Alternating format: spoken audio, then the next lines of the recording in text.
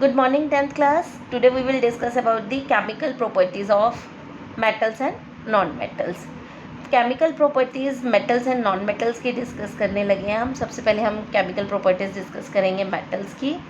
Metals जब oxygen के साथ कंबाइन होती हैं तो वो मेटल ऑक्साइड बनाते हैं. ये मेटल ऑक्साइड बेसिक होता है नेचर में, जबकि नॉन मेटल्स जब ऑक्सीजन के साथ कंबाइन होते हैं वो जो नॉन मेटल ऑक्साइड बनता है वो एसिडिक होता है या न्यूट्रल होता है. अभी हम डिस्कस कर रहे हैं प्रॉपर्टीज़ ऑफ मेटल ऑक्साइड. ये जो मेटल ऑक्सीजन के साथ कंबाइन होकर मेटल ऑक्साइड बना रहे हैं, हम इस मेटल ऑक्साइड की प्रॉपर्टीज़ डिस्कस कर रहे हैं. Solubility in water. Metal oxide जो है मोस्टली इनसॉल्यूबल होते हैं, पानी में डिज़ोल्व नहीं होते. Which are soluble form base. इसका एक एग्जांपल लिया हमने. ये मेटल का ऑक्साइड है, मेटल सोडियम ऑक्साइड ऑक्सीजन के साथ कंबाइन होके इसने मेटल ऑक्साइड बनाया है. वाटर के साथ कंबाइन होके ये बेस बना रहा है. उसके बाद बेसिक नेचर. मेटल ऑक्साइड जो होते हैं अभी मैंने बताया बेसिक होते हैं नेचर में. बेसिक नेचर को हम इसको कैसे जस्टिफाई कर सकते हैं? अगर कोई भी मेटल ऑक्साइड बेसिक है नेचर में, हम उसको एसिड के साथ किसी भी एसिड के साथ रिएक्ट करेंगे तो वो सॉल्ट और वाटर बनाएगा, जो कि हम जूनियर क्लासेस में किया करते थे न्यूट्रलाइजेशन रिएक्शन. हमने वही मेटल ऑक्साइड को एसिड के साथ रिएक्ट किया और इसने सॉल्ट और वाटर फॉर्म किया. उसके बाद amphoteric oxide. Amphoteric, the word amphoteric means showing both characters. Acidic character भी शो करे और बेसिक करेक्टर भी शो करे, उन्हें हम एम्फोटेरिक कहते हैं. जो मेटल ऑक्साइड होते हैं ये एसिडिक करेक्टर भी शो करते हैं और बेसिक करेक्टर भी शो करते हैं. हम इसे कैसे जज कर सकते हैं? बेटा इसका टेस्ट करने के लिए सबसे बेटर वे है कि हम मेटल ऑक्साइड को एक बार एसिड के साथ और एक बार बेस के साथ रिएक्ट करेंगे. जब हम एसिड के साथ रिएक्ट कर रहे हैं तो ये बेस की तरह बिहेव करेगा और सॉल्ट और वाटर बना देगा. जब हम इसे बेस के साथ रिएक्ट कर रहे हैं तो ये एसिड की तरह रिएक्ट करेगा और सॉल्ट और वाटर फॉर्म करेगा. After that metals combine with oxygen. Metals, अभी मैंने आपको बताया कि मेटल्स ऑक्सीजन के साथ कंबाइन होकर मेटल ऑक्साइड बनाती हैं. उसी के बारे में हम डिस्कस कर रहे हैं. Metals combine with oxygen. कुछ मेटल्स बहुत ज़्यादा रिएक्टिव होती हैं जो कि रूम टेम्परेचर पर ही रिएक्ट हो जाती हैं. कुछ को हीट प्रोवाइड करनी पड़ती है, कुछ को बहुत ज़्यादा मतलब स्ट्रांगली हीट किया जाता है, एंड कुछ को तो बिल्कुल हीटिंग की ज़रूरत ही नहीं होती. For example sodium and potassium है जो कि मोस्ट रिएक्टिव है. इन्हें हम कैरोसिन में रखते हैं, अदरवाइज़ ये रूम टेम्परेचर पर, इट मीन्स हमें एटमॉस्फेयर से जो ऑक्सीजन मिलती है उसके साथ रिएक्ट होकर भी ये मेटल ऑक्साइड बना देते हैं. उसके बाद मैंने कुछ एग्जांपल्स लिए हैं जो स्लो रिएक्शन शो करते हैं. कुछ एग्जांपल लिए हैं जो ऑक्सीजन के साथ बहुत ज़्यादा हाई टेम्परेचर में. फॉर एग्जांपल हम गोल्ड और सिल्वर यूज़ करते हैं. अगर ये ऑक्सीजन के साथ रिएक्ट हो जाए, मेटल ऑक्साइड बना दे, तो that is very much harmful. So silver and gold जो है ऑक्सीजन के साथ रिएक्ट होने पर कोई भी रिएक्शन शो नहीं करते. हमारी सेकेंड रिएक्शन है metals combine with water. Metals जो है वाटर के साथ कंबाइन होते हैं तो क्या शो करते हैं? बेटा सेम थिंग है कि मेटल्स डिफरेंट टेम्परेचर पर वाटर के साथ रिएक्ट करेंगे.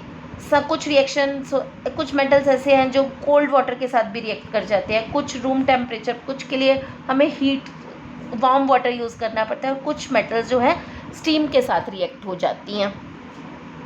सम metals react with water to form hydroxide along with hydrogen gas. बेटा सोडियम और पोटाशियम जो है ये कोल्ड वाटर के साथ ही रिएक्ट हो जाती हैं. कैल्शियम रूम टेम्परेचर पर हाइड्रोक्साइड बनाते हैं. All the metals when react with water forms hydroxide.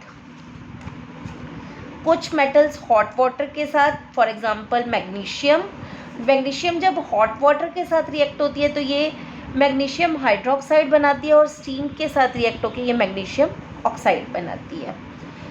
Aluminium, zinc और आयरन कुछ ऐसी मेटल्स हैं जो ना ही हॉट वाटर के साथ रिएक्ट होती है ना ही कोल्ड वाटर के साथ, जो कि सिर्फ और सिर्फ स्टीम के साथ रिएक्ट होती है. ये मैंने मेटल्स की रिएक्टिविटी सीरीज़ लिखी है अकॉर्डिंग टू वाटर के साथ इनकी रिएक्टिविटी कैसी है. उसके बाद थर्ड कर रहे हैं हम metals combined with dilute acid. Dilute acid के साथ मेटल्स क्या रिएक्शन शो करती है?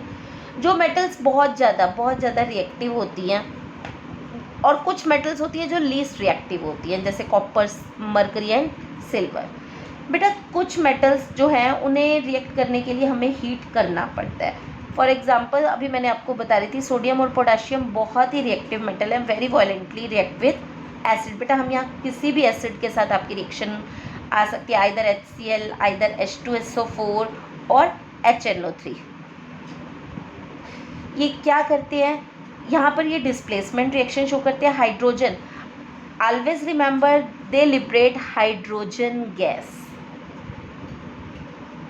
When metals react with dilute acid they liberate hydrogen gas। उसके बाद यहाँ पर मैंने सारे एग्जांपल्स जो लिए हैं HCl के साथ लिए हैं, आप इसको सल्फ्यूरिक एसिड या नाइट्रिक एसिड के साथ भी ले सकते हो।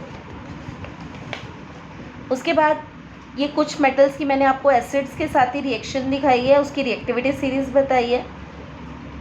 उसके बाद मेटल्स रिएक्ट विद क्लोरीन कुछ रूम टेम्परेचर पर और कुछ हीटिंग पर ये शो करते हैं and they form chloride. Metals hydrogen के साथ भी रिएक्ट करते हैं and they forms metal hydride. Metals show reducing behaviour, reducing behaviour means can lose their electrons, और ये रिड्यूसिंग एजेंट की तरह बिहेव करते हैं।